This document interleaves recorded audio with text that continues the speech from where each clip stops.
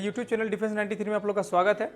दोस्त मैं आज बात करूंगा कि जितने भी एग्ज़ाम्स होते हैं, चाहे वो इंडियन आर्मी का हो या एयरफोर्स का हो या रेलवे का हो या किसी डिपार्टमेंट का हो, ये सबसे ज़्यादा अहम रोल होता है हमारा आर्टिकल। ठीक है, आर्टिकल से आपको एक या दो क्वेश्चन देखने को जरूर मिलेगा।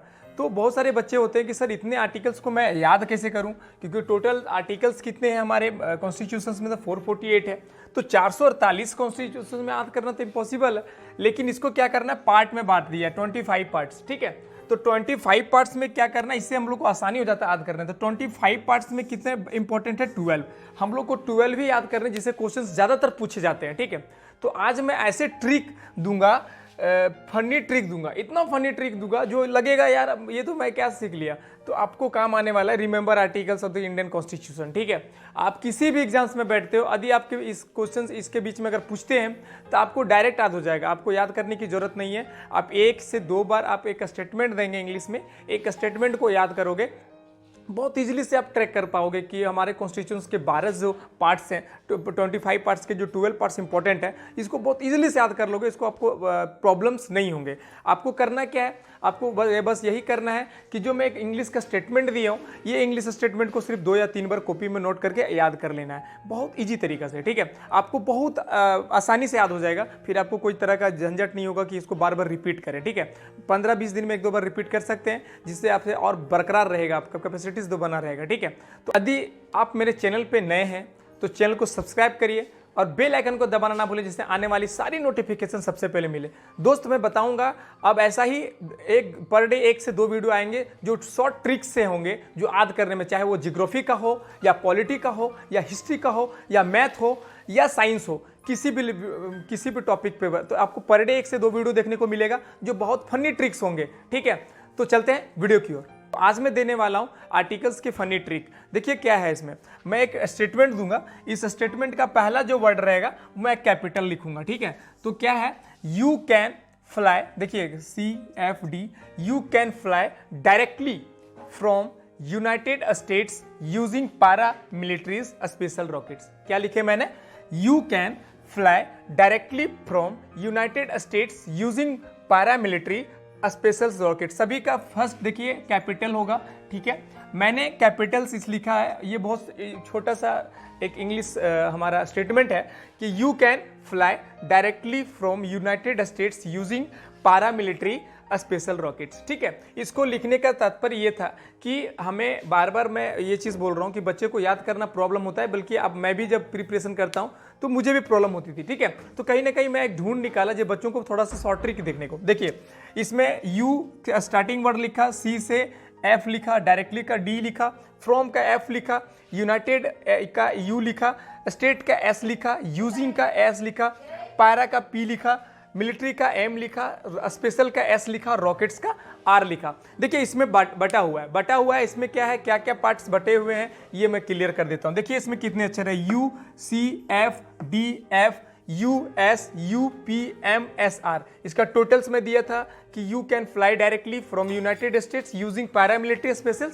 रॉकेट्स। क्लियर, यहाँ पे देखिए ये 1 2 3 4 4 ये देखिए, 4 5 नहीं गया, 4 ये, क्योंकि हमें पता है कि 12 जो पैरास हैं पार्ट से, इसमें 4 ये भी है।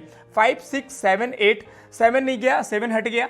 1976 अमेंडमेंट में 7 को हटा दिया गया, तो हटाया गया, इसलिए 7 को हम लोग नहीं रखें। यदि आप लोगों को 7 के बारे में जानना है तो प्लीज कमेंट में बताएं, मैं आपको कमेंट में डिस्क्राइब कर दूंगा। ठीक है, 7 के बाद सीधे 7 नहीं तो 8 9 9A 10 और 11। ठीक है, क्लियर है। यहाँ तक सारे जितने तरह के हमने फंडामेंटल्स राइट्स हैं और जितने तरह के हम लोग पार्ट्स दिया गया हमारे ऑल ओवर इंडिया में, जो कॉन्स्टिट्यूशन के आधार में हम लोग पढ़, कॉन्स्टिट्यूशंस जो हमारे हैं इसके आधार पे जितने बटे हुए हैं, ये बहुत इजीली तरीके से हम लोग जानेंगे। देखिए ये वर्ड क्या है, ये वर्ड हम लोग कैसे जानेंगे, देखिए मेरी बात को। अब हम लोग पहला वर्ड है यू से हम लोग देखेंगे कि होता है यूनियन इट्स टेरिटरी। देखिए यूनियन इट्स टेरिटरी। सी से होता है सिटीजनशिप, एफ से होता है फंडामेंटल्स राइट्स, डी से होता है डायरेक्ट पॉलिसी। ठीक है, जिसको हम लोग कहते हैं। एफ से होता है फंडामेंटल ड्यूटीज, यू से होता है हमारा यूनियन, एस से होता है स्टेट्स, यू से फिर होता है यूनियन टेरिटरी, फिर पी से होता है हमारा पंचायत, एम से होता है म्युनिसिपलिटी। ठीक है, एस से होता है शेड्यूल कास्ट या स्टेट, शेड्यूल स्टेट्स जो होते हैं हमारे जितने भी SC ST के लिए। आर से होता है रिलेशन बिटवीन स्टेट्स। देखिए इसको क्या कहते हैं, हिंदी में आप आ जाते हैं। यदि यूनियन इट्स टेरिटरी को संघ एवं इसका क्षेत्र, ठीक है। सी से होता है नागरिकता, एफ से होता है जो फंडामेंटल राइट्स जो मूल अधिकार, डी से डायरेक्ट पॉलिसी जो होता है राज्य के नीति निदेशक तत्व, आपका एफ से फंडामेंटल ड्यूटी मतलब मूल कर्तव्य, यू से होता है संघ जो यूनियन कहते हैं, एस से स्टेट राज्य कहते हैं, यूनियन टेरिटरी मतलब केंद्र शासित राज्य जो होते हैं हमारे इलाके, पी से पंचायत म्यूनसिपलिटी, एस से एसटी एसटी जो हमारे हम लोग जो जानते हैं रिलेशन मतलब एक दूसरे राज्य के जो रिलेशन होते हैं, ठीक है।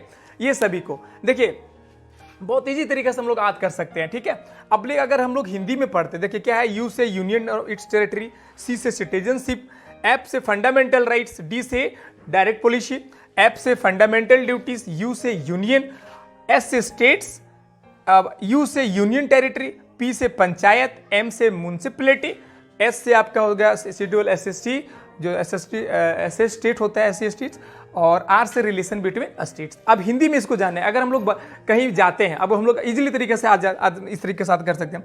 यदि किसी भी देश में हम जाते हैं तो वहाँ पे क्या चाहते हैं हम लोग, वहाँ का नागरिकता चाहेंगे, है ना। किसी भी देश से अगर हम जुड़ते हैं तो हम लोग यहाँ चाहेंगे क्या कि हम लोग को नागरिकता मिल जाए।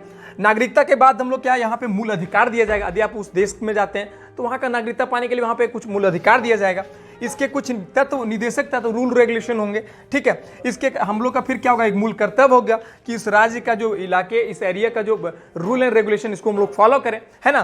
तो हम लोग किसी भी देश में जाते हैं तो इसके नागरिकता लेने के लिए इसके मूल अधिकार होंगे, आपको मूल अधिकार लेना पड़ेगा। फिर इसके कुछ निदेशक रूल रेगुलेशन होगा, इसका फिर हम लोग का मूल कर्तव्य होगा कि इसके जितने भी रूल रेगुलेशन को फॉलो करें। क्या तो केंद्र संघ जो इलाका होगा इसको भी फॉलो करना पड़ेगा, राज्य होगा इसको जानना पड़ेगा, म्यूनसिपलिटी को जानना पड़ेगा, पंचायत को जानना पड़ेगा, हमारे स्टेट्स के रिलेशन को जानना पड़ेगा। तो ये सारे रूल एंड रेगुलेशंस है। तो यदि आप ये ट्रिक्स को इजी से 2 या 3 बार आप कर लेते हैं तो बेसिकली बहुत इजी तरीके से आप पढ़ पाएंगे, ठीक है। तो मैं यही बोलना चाहता हूं कि आप किसी भी पॉइंट्स को अगर आप पढ़ते हो तो इसको किसी न किसी ट्रिक से समझौता करिए, ज़्यादातर याद करने को आसानी पड़ेगा। तो आई होप ये वीडियो अच्छा लगा होगा। ये वीडियो अच्छा लगा होगा तो वीडियो को जरूर लाइक करना, और मैं ऐसा ही रेगुलर आपको वीडियो देता रहूंगा। अब पर डे आपको 1 से 2 वीडियो देखने को मिलेगा ट्रिक्स के साथ और भी क्वेश्चंस, ठीक है। तो लाइक जरूर करना और कमेंट करके बताएं कि नेक्स्ट वीडियो आपको किस पे चाहिए, ठीक है। जय हिंद, जय भारत।